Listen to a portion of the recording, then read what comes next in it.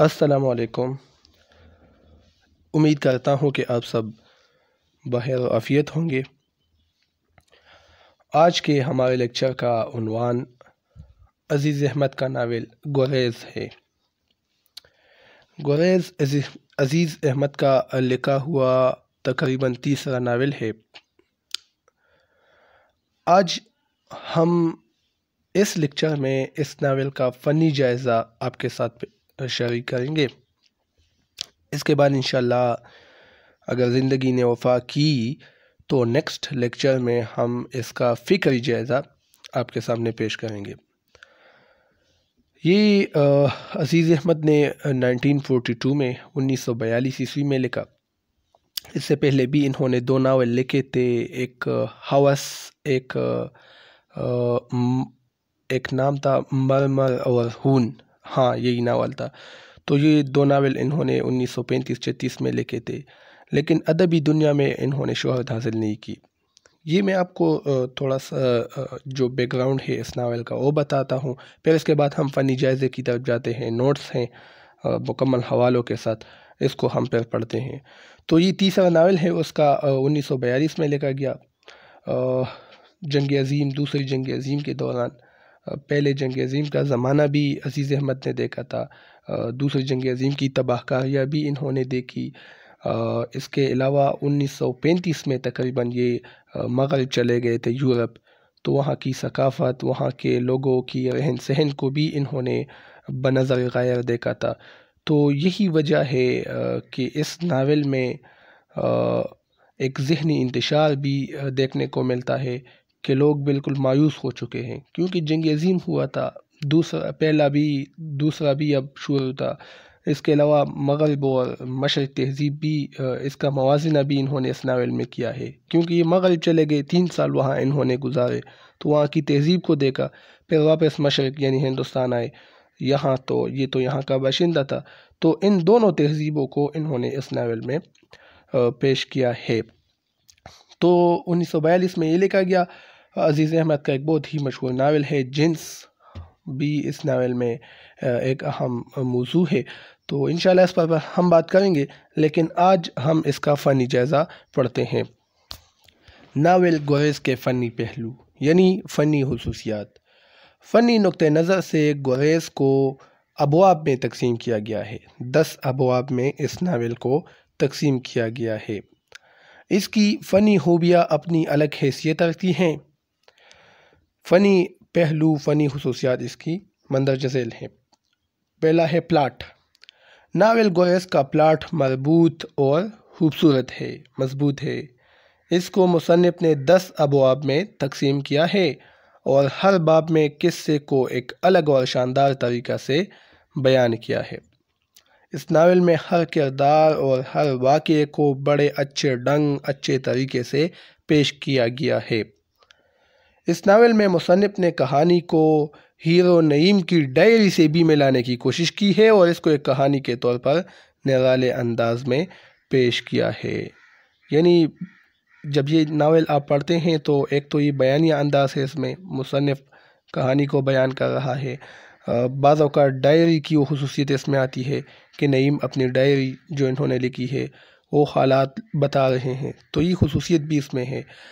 غرض اس کا پلاٹ مربوط اور خوبصورت ہے۔ 10 ابواب ہے، لیکن ان 10 ابواب کو انہوں نے اس طرح یکجا کیے ہیں کہ جس طرح موتی لڑی میں پروئے جاتے ہیں۔ کردار نگاری۔ کردار نگاری کسی بھی ناول یا دوسری کہانی کے لیے ریڑھ کی ہڈی کی حیثیت رکھتی ہے۔ ظاہر ہے جب کہانی ہو تو کہانی کے اندر کردار ہوں گے، کردار نہ ہو تو پھر کہانی آگے کیسے بڑھے گی؟ اس میں کردار کی بدولت ہی کہانی آگے بڑھ سکتی ہے، جس طرح کہ میں نے کہا۔ اس کہانی میں نعیم کا کردار بنیادی کردار ہے، جو ایک نوجوان ہے اور یورپ میں عیش و عشرت میں پنس کر رہ گیا ہے۔ تو اس کا مرکزی کردار وہ نعیم ہے، مشرق کا باشندہ ہے، یہاں ہندوستان کا، پھر وہ یورپ چلا جاتا ہے، ادھر کی جو رنگین فضا ہے اس کو دیکھتا ہے، تو پھر وہاں کے لہو لعب میں وہ مبتلا ہو جاتا ہے۔ نعیم ایک پڑھا لکھا نوجوان ہے۔ اس کے بارے میں سمیہ بانو نے اپنے مقالہ میں کچھ یوں بیان کیا ہے کہ نعیم کا کردار اس عہد کے ایک ایسے پڑھے لکھے نوجوان کا کردار ہے جو سماجی اور تہذیبی اعتبار سے دوراہے پر کھڑا ہے، یعنی ایک طرف مشرقی تہذیب، دوسری طرف مغربی تہذیب کی چمک دمک، لیکن ساتھ ہی اس کا کھوکھلا پن کا ظاہراً مشرقی روایت پرستی ہے، لیکن اس کے کردار کی مضبوطی بھی عیاں ہے۔ یعنی یہ تو مغرب کی تہذیب سے آپ متاثر ہوئے ہیں، لیکن اس کی سرشت میں وہ مشرقی تہذیب ہے، مشرقی تہذیب اس کو واپس اپنی طرف کھینچتی ہے۔ تو یہ ایک دوراہے ایک پل پر کھڑے ہیں نعیم۔ اس کے علاوہ جنس یہ بھی ہے، جب وہاں جاتا ہے تو ہر وقت عورتوں کے ارد گرد گھومتا رہتا ہے نعیم۔ جزیات نگاری میں کسی بھی کل کو الفاظ میں اس کے جز بیان کرنے کو جزیات نگاری کہتے ہیں۔ اچھا، وضاحت کرتا ہوں، ایک پیچیدہ جملہ ہے، یعنی جب آپ ایک چیز بیان کرتے ہیں اور اس کے آپ چھوٹے چھوٹے اجزاء کو بھی ساتھ میں بیان کر لیتے ہیں تو اس کو کہتے ہیں جزیات نگاری، چھوٹے چھوٹے اجزاء کو بھی بیان کرنا۔ اس ناول گریز میں جزیات نگاری جگہ جگہ ملتی ہے، جیسے مثال ملاحظہ ہو، اسی در کے سامنے دالان میں ایک میز اور ٹوٹی کرسیاں تھی، میز پر کتابوں کا انبار رہتا اور آخری در کے مقابل پلنگ بچھا ہوا تھا جس پر ایک موٹا سا گدا تھا اور اس کا بچھونا جو ایک سوزنی، 2 تکیوں اور ایک کمبل پر مشتمل تھا۔ تو دیکھیں یہ جزیات نگاری ہے، ایک منظر کو بیان کر رہے ہیں لیکن چھوٹی چھوٹی اجزاء کو بھی، کہ میز پر کتابیں کا انبار تھا، اسی طرح بچھونا تھا، اس پر ایک سوزنی تھی، 2 تکیے تھے، ایک کمبل تھا۔ تو یہ ایک ایک جز کو انہوں نے بیان کیا ہے۔ مناظر فطرت، اس میں خوبصورت مناظر کو بھی جو کہ توں پیش کیا گیا ہے۔ اس ناول میں قدرت کے جو مناظر ہیں، جو فطرتی مناظر ہیں، اس کو بھی پیش کیا گیا ہے۔ مثلاً ہلکے ہلکے سفید بادلوں سے آفتاب کی روشنی چن رہی تھی، چائے ٹھنڈی ہو چکی تھی، طاق پر ناشتہ رکھا تھا، چڑیا آج بھی پراٹھے کا ذرا سا ٹکڑا نوچ کر کھا گئی تھی۔ تو دیکھیں وہ قدرت کے مناظر، جب چڑیا آتی ہے، روٹی کا ایک ٹکڑا وہ نوچ کر کھا جاتی ہے، تو اس کو بیان کیا ہے، ہلکے ہلکے سفید بادلوں کو۔ تو یہ قدرت کے مناظر بھی جگہ جگہ اس ناول میں ملتے ہیں۔ منظر نگاری کسی بھی کہانی میں ایک خوبصورت اور دلکشی پیدا کرتی ہے۔ اس میں الفاظ کے ذریعے سے ایک خوبصورت سین بنا دیا جاتا ہے جس کو ہم منظر نگاری کہتے ہیں۔ جیسے موجیں شاعری کر رہی تھی، ابھی منظر ہے اس ناول سے یہاں پر لکھا گیا ہے، موجیں شاعری کر رہی تھی، ریشم کے پہاڑ بلند ہو رہے تھے اور پھٹ رہے تھے اور گر رہے تھے، ریشم کی چٹانیں ایک دوسرے سے ٹکرا رہی تھی۔ تو ایک منظر ہے، ایک خیالی منظر انہوں نے یہاں پیش کیا ہے۔ اشعار کا استعمال، اس ناول میں شاعر لوگوں کے اشعار کا استعمال بھی جگہ جگہ ملتا ہے۔ اس ناول میں اشعار کا استعمال بھی عزیز احمد نے کیا ہے، جو کہ اس ہی کا حصہ ہے۔ دیکھیں ایک شعر ہے تقریباً، یا یہ غالب کا شعر ہے، اب مجھے یاد نہیں، دیکھنا تقریر کی لذت کہ جو اس نے کہا، میں نے یہ جانا کہ گویا یہ بھی میرے دل میں تھا۔ یعنی جب ایک شخص بات کرتا ہے اور وہ بات پہلے سے آپ کے دل میں موجود ہو، آپ بتانا چاہتے لیکن کوئی آپ سے آگے ہو کر بولے، تو آپ کہتے ہیں کہ یہ بات تو میں بولنے والا تھا، تب یہ شعر ہم کہتے ہیں کہ دیکھنا تقریر کی لذت کہ جو اس نے کہا، میں نے یہ جانا کہ گویا یہ بھی میرے دل میں ہے۔ تو اشعار کا استعمال بھی اس میں جگہ جگہ پر ہوا ہے اس ناول میں۔ تلمیحات کا استعمال، تلمیح یہ شاعری کی ایک اصطلاح ہے، اکثر شاعری میں تلمیحات استعمال ہوتے ہیں جب آپ کسی خاص واقعے کی طرف، شعر میں کسی خاص واقعے کی طرف اشارہ کیا جاتا ہے تو اس کو تلمیح کہتے ہیں۔ مثلاً موسیٰ علیہ السلام کو ہی طور کا واقعہ، ابراہیم علیہ السلام جب نمرود نے اس کو آگ میں تشریف فرما کیا تھا، یا یوسف علیہ السلام کے حسن کی طرف، لیلا مجنون، جو اہم واقعات ہیں اس کی طرف جب اشارہ ہو تو اس کو تلمیح کہتے ہیں۔ شاعری میں یہ اکثر ہوتا ہے، لیکن یہاں اس ناول میں بھی یہ چیز دیکھنے کو ملتی ہے۔ عزیز احمد نے اس ناول میں تلمیحات کا بہت استعمال کیا ہے۔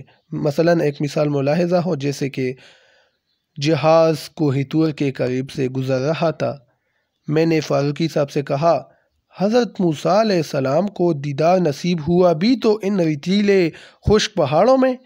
انہوں نے جواب دیا، بصیرت چاہیے۔ تو دیکھیں یہاں پر موسیٰ علیہ السلام کے اس واقعے کی طرف اشارہ کیا گیا ہے۔ کوہ طور پر جب وہ اللہ تعالیٰ سے ملاقات کے لیے، اس سے ہم کلام ہونے کے لیے جاتے تھے۔ عریانیت ایک اور فنی پہلو ہے اس کی۔ عریانیت آپ جانتے ہیں جو غیر اخلاقی ہو اس کو کہتے ہیں۔ اس ناول میں مغربی تہذیب کی آئینہ داری ہے، کیونکہ نعیم جو اس کا مرکزی کردار ہے وہ مغرب چلا گیا، یورپی تہذیب وہاں کا اب باشندہ ہے، تو مغربی تہذیب کی آئینہ داری اس ناول میں ہے، اس لیے عریانیت کے عناصر بہت ملتے ہیں، کیونکہ مغرب میں یہی چیزیں ہوتی ہیں۔ جیسے اس ناول سے ایک اقتباس ملاحظہ ہو، ایک نشست پر ایک مزدور ایک نوجوان لڑکی کا بوسہ لینے کی کوششیں کر رہا تھا، وہ تجربے کر رہی تھی اور آس پاس کی نشستوں پر لوگ ہنس رہے تھے۔ تو دیکھیں وہ جھلک اس اقتباس میں آپ دیکھ سکتے ہیں۔ تشبیہات کا استعمال۔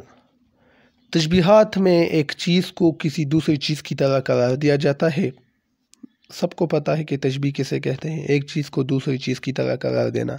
تو اس ناول میں بھی تشبیہات کا ذکر ہوا ہے، بہت سے تشبیہات اس ناول میں عزیز احمد نے استعمال کیے ہیں، جیسے کہ ایک مثال ایک اقتباس اس ناول سے ملاحظہ ہو، سرخ اور سفید رنگ اس کی باہوں میں بھرا ہوا تھا۔ سرخ اور سفید رنگ اس کی باہوں میں بھرا ہوا تھا، جیسے شیشے میں شراب جس کا نشہ دیکھنے والے کو بھی محمول کرے۔ تو مغربی تہذیب ہے، وہاں کی عورتیں اکثر سرخ اور سفید قسم کی ہوتی ہے، تو اس کو تشبیہ دی ہے جس طرح کہ سفید گلاس ہو اور اس میں سرخ شراب ہو، تو یہی سرخی اور سفیدی اس چیز کو انہوں نے تشبیہ دی ہے۔ ایک عریانی عنصر یہاں بھی آپ دیکھ سکتے ہیں۔ سراپا نگاری۔ سراپا نگاری کہتے ہیں، یہ بھی شاعری کی خصوصیت ہے، ناول افسانے میں بھی ہوتا ہے کہ سر سے پاؤں تک جب آپ کسی کا نقشہ کھینچتے ہیں، اس کے جسم کا، اس کے بالوں کا، اس کے پاؤں کا، اس کو آپ لکھتے ہیں الفاظ میں، تو یہ سراپا ہے۔ تو اس ناول میں بھی سراپا نگاری عزیز احمد نے کی ہے۔ مثلاً یہاں ایک اقتباس اس ناول سے ملاحظہ ہو کہ بلقیس کے بال ہلکے بھورے رنگ کے تھے۔ دیکھیں بلقیس کا سراپا وہ کھینچ رہا ہے کہ بلقیس کے بال ہلکے بھورے رنگ کے تھے، چہرہ گول اور رنگ اس قدر صاف جیسے انگلو انڈین لڑکیوں کا۔ اس کی عمر 13 برس کی تھی، مگر اچھی خاصی بڑے بڑے جسم والی تھی۔ تو دیکھیں اس کا جسم بھرا ہوا تھا، موٹا تھا، تو چہرہ گول تھا، رنگ صاف تھا، بال بھورے رنگ کے تھے۔ تو یہ سراپا بھی انہوں نے کھینچا ہے، اور یہی چیزیں آپ اس ناول میں جگہ جگہ پر دیکھ سکتے ہیں عزیز احمد کے اس ناول میں۔ تو یہ آج کا لیکچر تھا، امید ہے فنی جائزہ اس حوالے سے آپ جان چکے ہوں گے، اس ناول کے حوالے سے۔ اب مجھے اجازت دیجیے، اللہ حافظ۔